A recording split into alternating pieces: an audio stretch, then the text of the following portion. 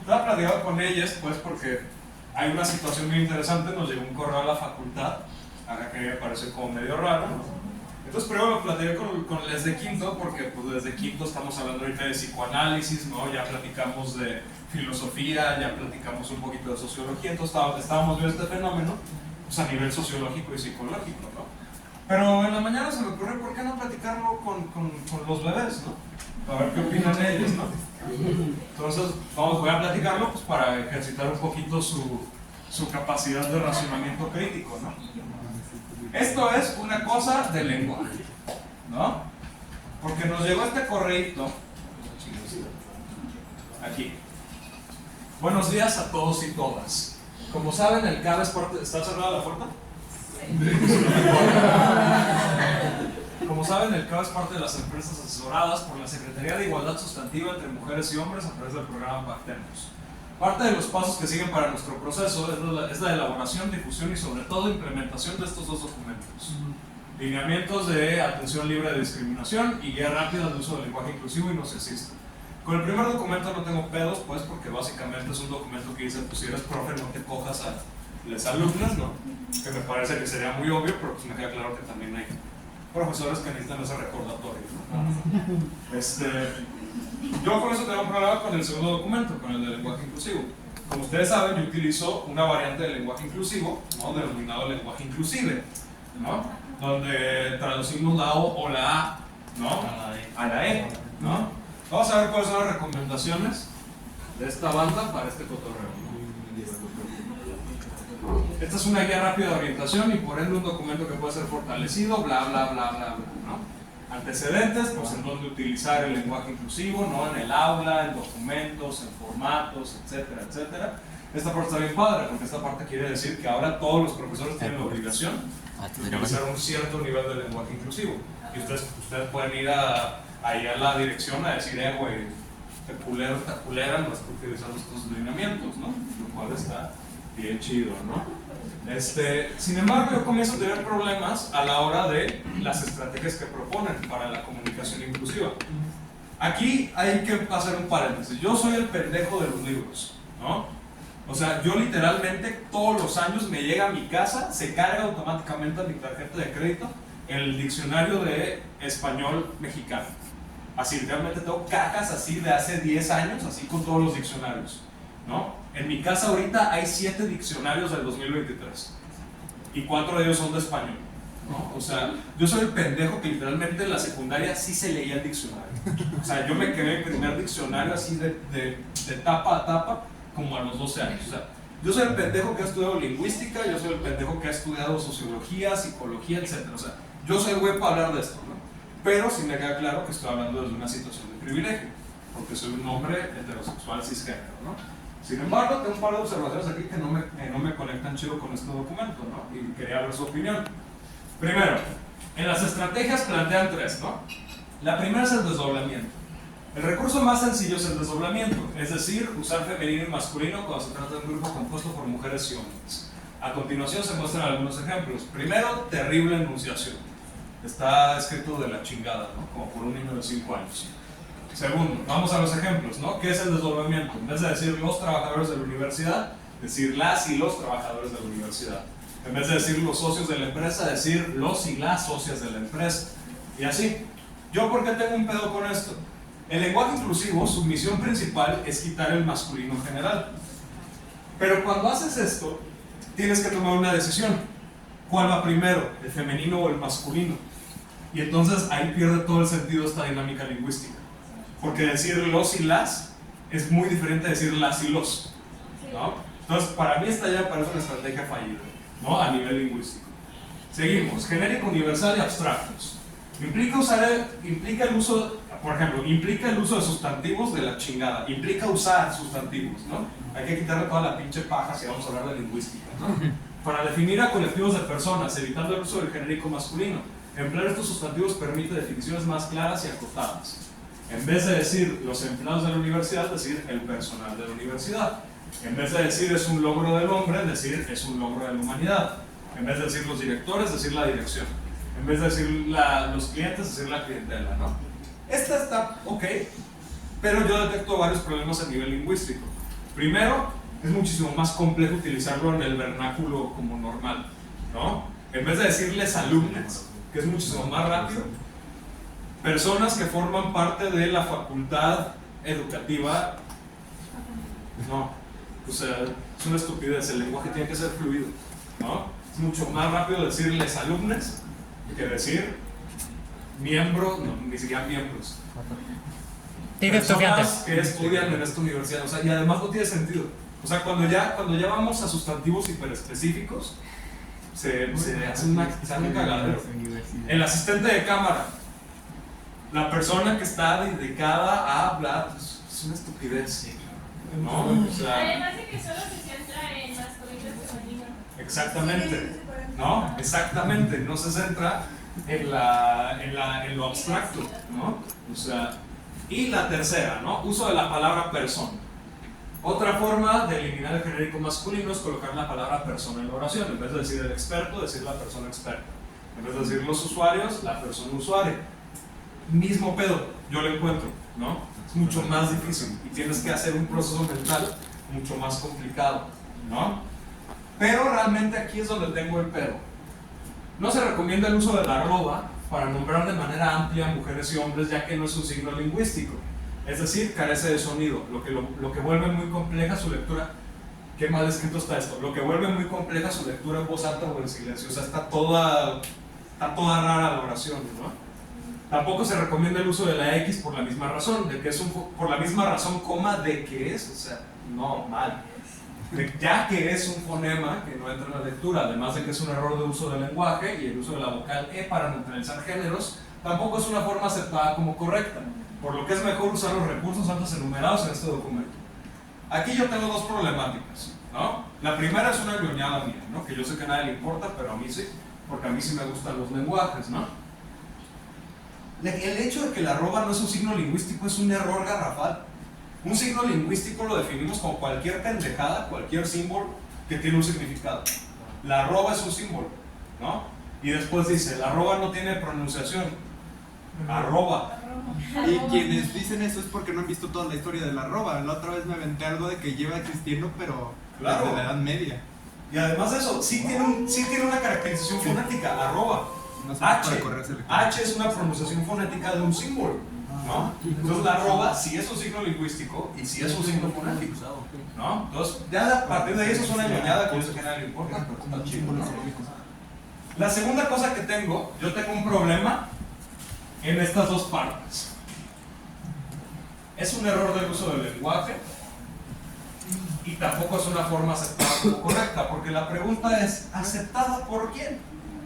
Y su tío que huele humedad, o el güey de agronomía que se las quiere ligar, les va a decir, pues la RAE, ¿no? Y ahí hay dos preguntas, ¿no?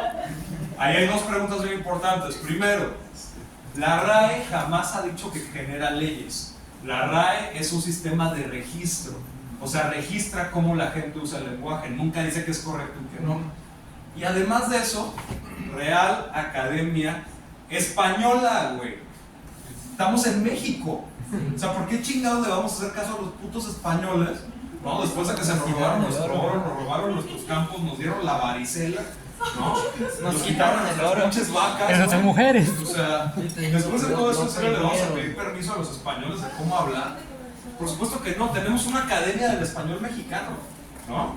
Creo que parte de eso es que le quita lo bonito al lenguaje, como todo esto de que no son reglas estrictas que tienes que seguir para hablarlo, sino que las personas que hacen el lenguaje son las que hablan el pinche lenguaje. Exactamente. Es necesario. Sí. Por eso existe un diccionario urbano. Es que la cosa del lenguaje, a ver, los diccionarios, hay que entender algo, los diccionarios no son libros de reglas, los diccionarios son libros de investigación, por eso la gente se tarda años y años y años desarrollando diccionarios. Yo lo sé, yo los leí, ¿no? O sea, la cosa es esa, ¿no? El pedo es que hay que entender que el lenguaje es una herramienta, ¿no? Jamás es una ley. ¿Por qué? Porque el lenguaje se va modificando y modificando y modificando. Yo tengo el libro de la RAE del año pasado. El año pasado entró a la RAE la S mexicana, la llamadísima S mexicana. ¿Cuál es? Vistes, oístes, escuchastes, hiciste. Eso está en el diccionario, ¿no? Y aún así, ese mismo tío que huele a humedad o ese mismo pinche agrónomo que les quiere ligar, ¿no?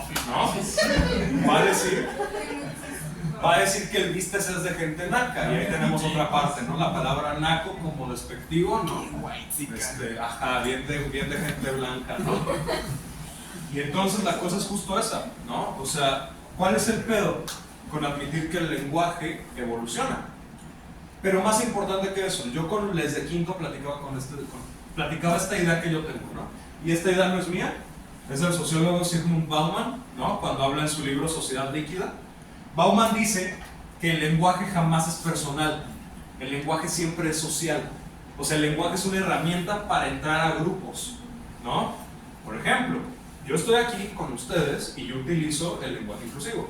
A veces me va el pedo, ¿no? Cuando estoy hablando muy rápido, así, pero corrijo, etcétera, etcétera, ¿no? Pregunta, yo dentro de 3 semanas voy a ir a grabar un documental allá a la pinche sierra de Michoacán con un montón de exnarcos, granjeros, ganaderos, etcétera. ¿Ustedes creen que yo ahí voy a usar el lenguaje inclusivo? No. Por supuesto que no, porque ese grupo social no utiliza esa variación del lenguaje, ¿no? Este grupo social sí. ¿Por qué? Se los dije desde el inicio, güey. Las escuelas de arte son para morritas y gays, ¿no? O sea, todos los hombres heterosexuales cisgéneros somos unos agregados aquí, ¿no? Porque es eso. Incluso si ya se han ido a explorar un poquito acá como la onda artística en Guadalajara, particularmente en Guadalajara, ¿no? La palabra con H le dicen mis compitas, ¿no? Guadalajara es una ciudad LGBT y este medio es un medio LGBT. O sea, acabo de terminar un rodaje y ¿a dónde nos fuimos a echar sapo? Al Babel, ¿no? ¿O a dónde nos vamos a echar sapo? Al Génesis. Y sí, el Génesis sí es un bar gay. Sí, por supuesto que sí lo es. Sí. Porque de repente los vatos se pueden venir a no es un bar gay, güey, es un bar de los 80. Sí, es un bar gay. Por supuesto que es un bar gay. Si van a cualquier galería van a encontrar arte LGBT. Si van a cualquier exhibición de cortos van a encontrar cortos LGBT. Cortos de morras, ¿no? O sea, entonces la cosa, incluso cuando ponen cualquier obra de arte aquí en Chapultepec que no tenga que ver con la lucha feminista, se interviene y se convierte en una obra de arte feminista. Entonces el asunto es ese, el asunto aquí es que esta burbuja social es una burbuja que le pertenece a la banda LGBT y a las mujeres. Y entonces a mí me parecería desde el ámbito social que lo menos que podemos hacer los vatos es utilizar las reglas lingüísticas que se proponen, ¿no? Por eso de repente está cagado que se emputan cuando les dicen amiga y así es. Relájate un chingo, ¿no? O sea, tranquilícense, ¿no? Pero es eso. Yo nada más les platico esta parte para reiterar, decir, a mí esto me parece una pendejada. Me parece que es menos inclusivo que el lenguaje inclusive. Entonces, si les parece correcto, yo voy a seguir usando la E, porque me parece que lingüísticamente está más chingón. Es mucho más fácil de usar, es mucho más práctico y pues además eso, ¿no? Ajá, menos lleno de paja, pues, o sea, que también es esa mamada, ¿no? O sea, y pues bueno, aquí está el documento para que si algún profesor o profesora no quiere usar lenguaje inclusivo de ningún tipo, pues por lo menos ahí está la herramienta, ¿no? Para que puedan exigir ese tipo de cosas, ¿no? Y yo sé que puede parecer una mamada, güey, al principio, ¿no? Porque es que me caga esta palabra, pero desde la deconstrucción que yo tuve, o sea, me caga la palabra deconstrucción porque me parece muy idiota, pero no encuentro como la palabra correcta, ¿no? Es que cuando eres vato y te crean como vato, ¿no? Al inicio es como este pedo, ¿no? Todo el mundo pensamos al inicio que el lenguaje está hecho para nosotros, ¿no? Entonces, cuando por primera vez te entran estos pedos, particularmente ustedes que les llegó más joven el asunto, pues, como a los 16, 17, ¿no? Todos llenos de hormonas así, valiendo verga en la vida, ¿no? Sí, la peor etapa de la vida son los 18 años, ¿eh? Así, fácilmente. O sea, yo me estoy ya acercando a los 30 y aún así puedo decir que los 18 son lo peor, ¿no? De repente me hace suceder, ¿y por qué tengo que cambiar yo? ¿No? Y la cosa es, lo que uno aprende en este proceso de construcción es que no tienes que cambiar. Sencillamente, si quieres estar en esta burbuja tiene ciertas reglas. Si no quieres estar en esta burbuja, pues te vas a otra burbuja, ¿no? En agronomía jamás van a hablar de lenguaje inclusivo. En ingeniería jamás van a hablar de lenguaje inclusivo. En psicología sí van a hablar de lenguaje inclusivo. En sociología sí van a hablar de lenguaje inclusivo, ¿no? Pero justo es eso. Para mí lo más importante a la hora de hablar de lenguaje es esa concepción. El lenguaje no es personal, siempre es social. El lenguaje es una herramienta de socialización. Entonces, pues hay que pensarlo como una herramienta social, ¿no? No como un cotorreo acá mío, ¿no? El lenguaje no es mío. Hay que pensar en el lenguaje como si fuera oxígeno, ¿no? Entonces es algo que está ahí afuera y que de repente agarramos y de repente soltamos, ¿no? Pero el lenguaje no forma parte de nuestro ser. Para los que van a cine, el quinto está bien perro porque tenemos todas 3 clases enteras hablando de la dinámica entre lenguaje y sujeto.